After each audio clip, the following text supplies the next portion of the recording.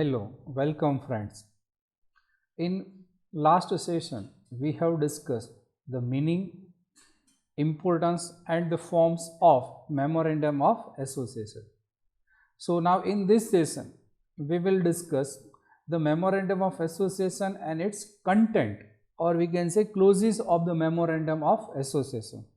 So what are the clauses or what are the provisions of the Memorandum of Association that we will discuss in our this session. So the first clause or the first details provided in the Memorandum of Association is the name clause. For that we have discussed this topic for reserving the name, apply for the reserving the name of the company in question of procedure for the incorporation of company. So the first clause of the memorandum is the name clause. For that the details given in the section 4 of the Companies Act, and which provides that the first clause in the memorandum of association of the company state the name by which the company is to be known, and provision relating to the name of company are as under which is provided in section 4 of the Companies Act 2013. So the first, selection of the name of the company.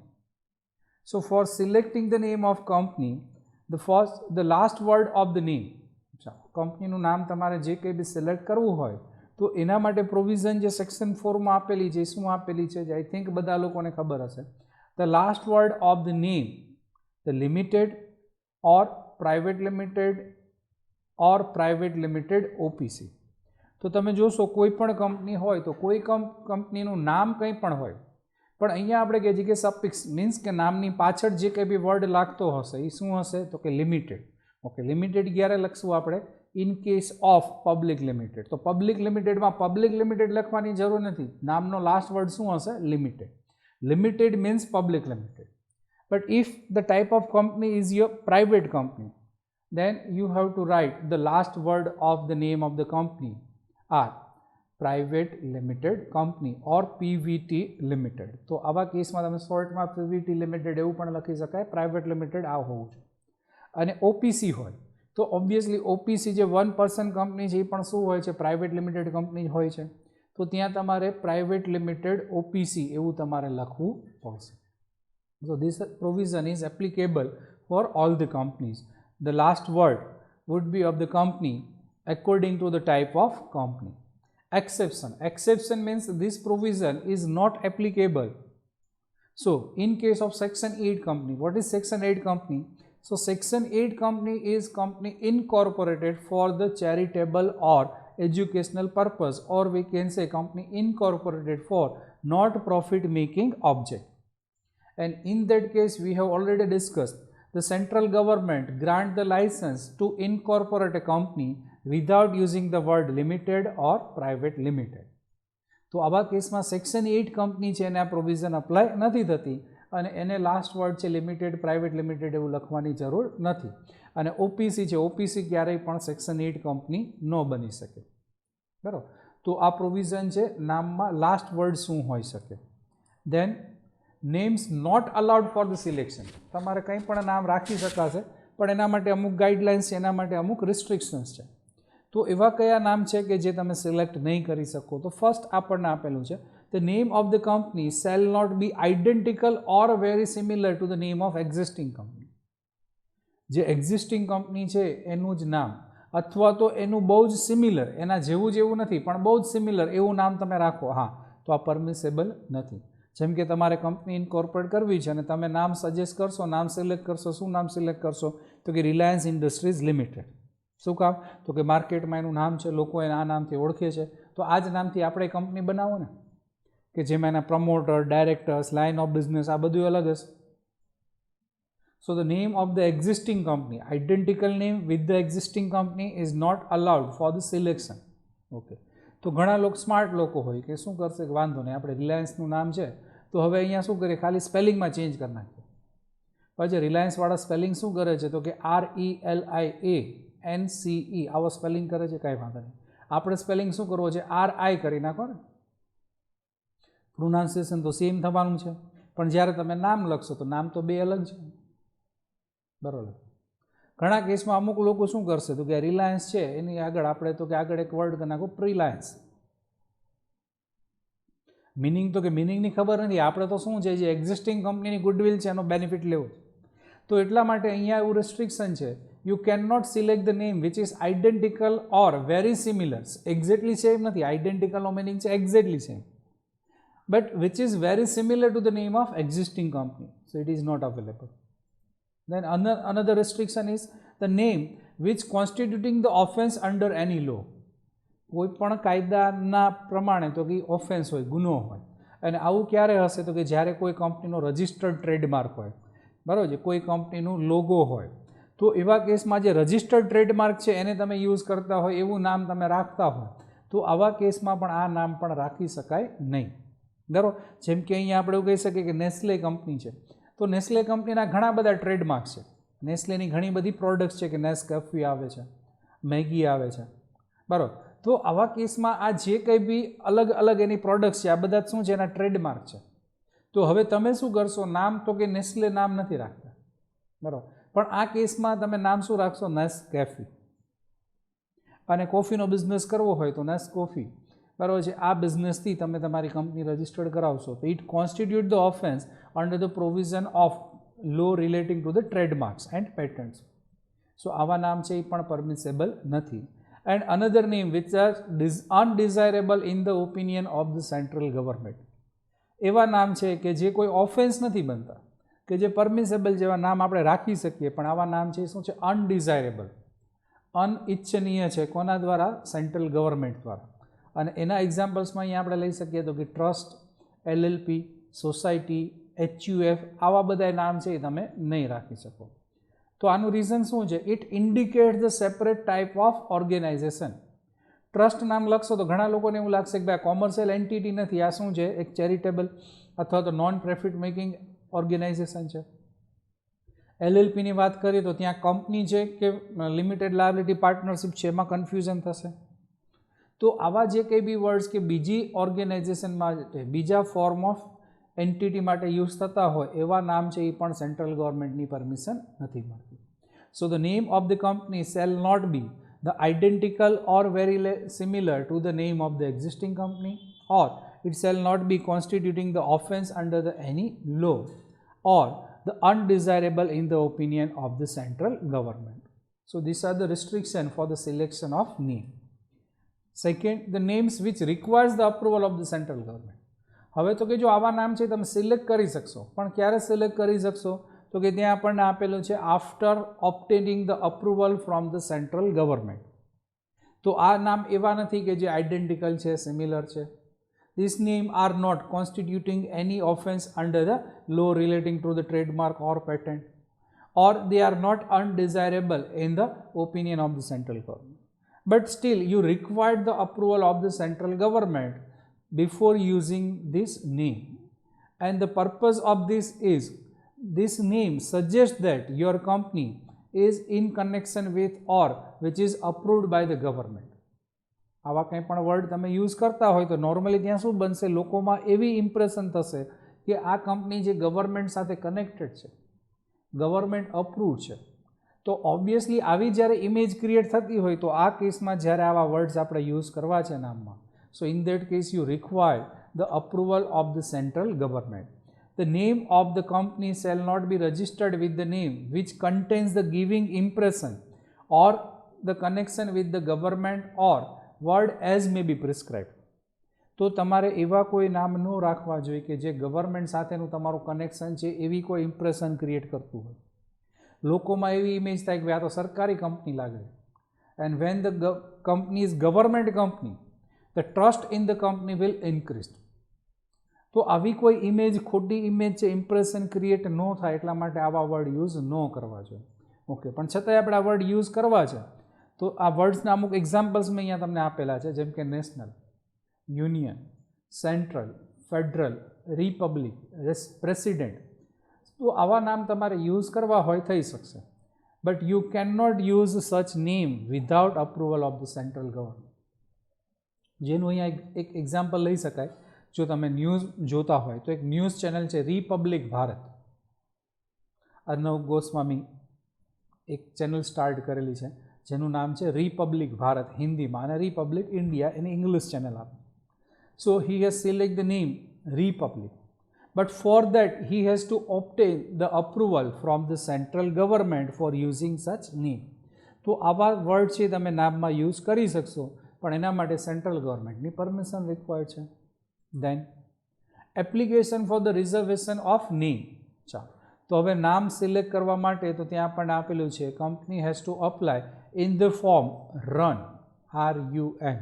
રનનો meaning છે reserve unique name, along with the prescribed fees through the web portal www.mca.gov.in.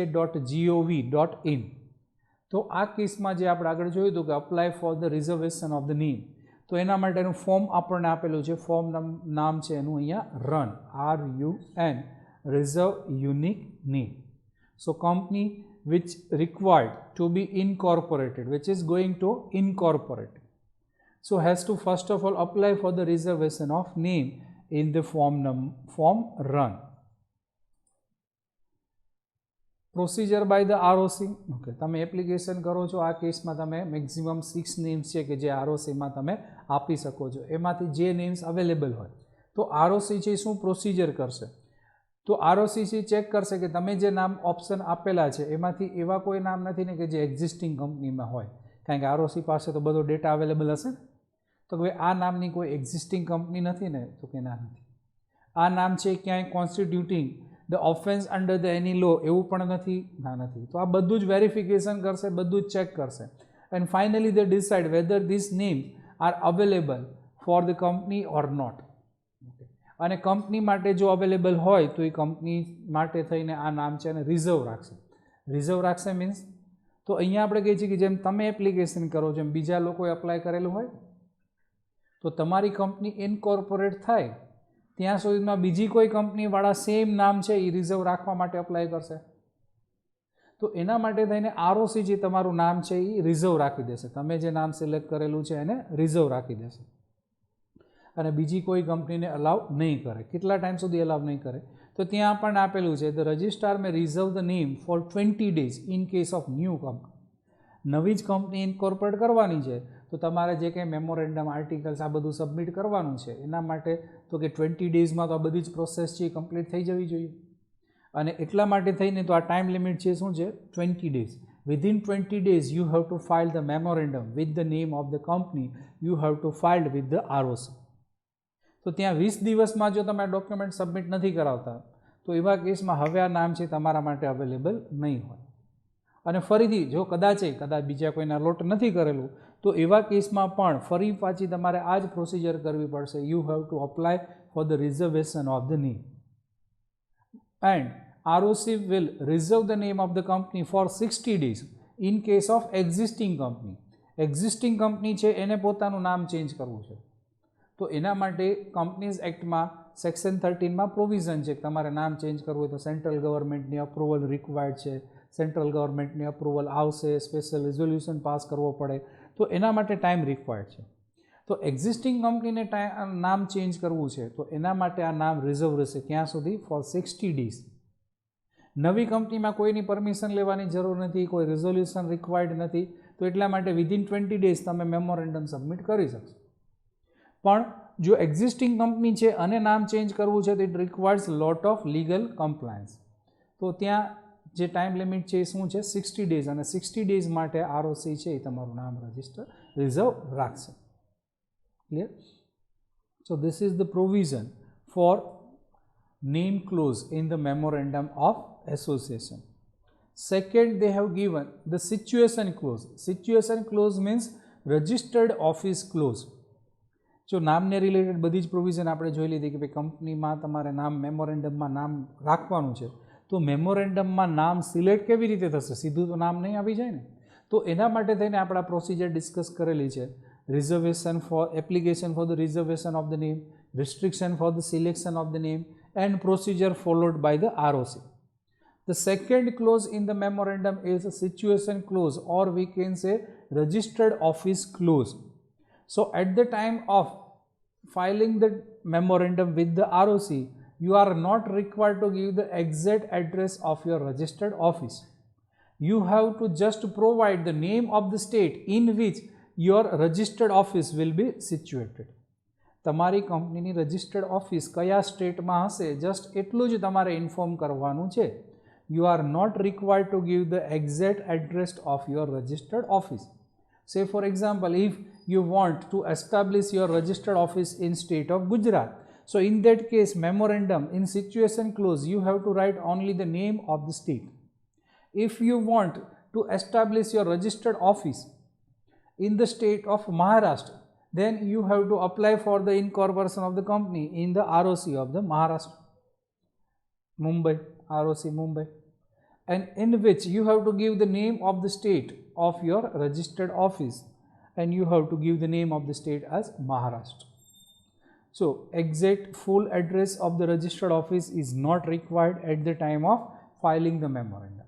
So when it is required, so company shall have a registered office within 30 days of its incorporation at all times thereafter. Company incorporate થાય એના 30 દિવસમાં તમારી પાસે exact address હોવું જોઈએ તમારી registered ઓફિસની.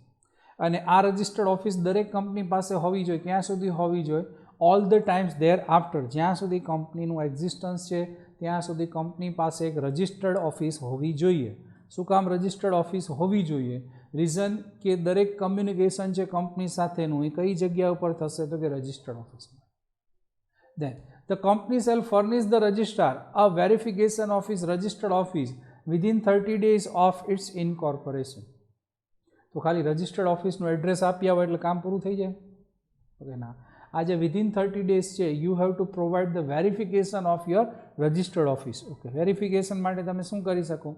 તો જે રજિસ્ટર્ડ ઓફિસ, જે બિલ્ડિંગમાં તમારી રજિસ્ટર્ડ ઓફિસ છે એનો દસ્તાવેજની કોપી, સેલ ડીડ છે તમે ત્યાં સબમિટ કરાવી શકો. રેન્ટેડ પ્રોપર્ટી છે તેવા કેસમાં રેન્ટ એગ્રીમેન્ટ છે તમે ત્યાં સબમિટ કરાવી શકો. But you have to provide the verification of your registered office within 30 days of incorporation of the company. કે જે 30 દિવસમાં આપણે રજિસ્ટર્ડ ઓફિસ બનાવી, પણ રજિસ્ટર્ડ ઓફિસ છે એનું એડ્રેસ પણ આપવાનું છે અને રજિસ્ટર્ડ ઓફિસનું વેરિફિકેશન માટેના જે કંઈ બી ડોક્યુમેન્ટ્સ છે રિક્વાયર્ડ છે આ પણ ફાઇલ કરવા પડશે. After that notice of every change in the registered office. Registered ઓફિસમાં જે કંઈ બી ચેન્જીસ થાય છે, હવે માનો કે ચેન્જીસ કેવી રીતે થઈ શકે એની શું પ્રોસિજર છે એને પાછું આપણે આપણો જે નેક્સ્ટ ટોપિક હશે alteration in the memorandum of association એમાં ડિસ્કસ કરશું. But if there is some change in the registered office, then every change of the registered office shall be filed with the ROC within 30 days of the change. હજુ અહીંયા પણ યાદ રાખવાનું કે normal કેસમાં આરઓસીમાં જે કંઈ બી ડોક્યુમેન્ટ સબમિટ કરાવવાની ટાઈમ લિમિટ છે 30 ડેઝ છે, બરાબર. તો હવે તમે રજિસ્ટર્ડ ઓફિસમાં ચેન્જીસ કરો છો તો આ કેસમાં વિધિન 30 ડેઝ ચેન્જ થાય એના 30 ડેઝ તમારે નવું એડ્રેસ આરઓસીમાં સબમિટ કરવું પડશે. So these are the provision for the situation clause, or we can say registered office clause. So here we have discussed the two clauses of memorandum. First, name clause, and another is situation clause, that means registered office clause. The another clauses of the memorandum of association we will discuss in next lecture.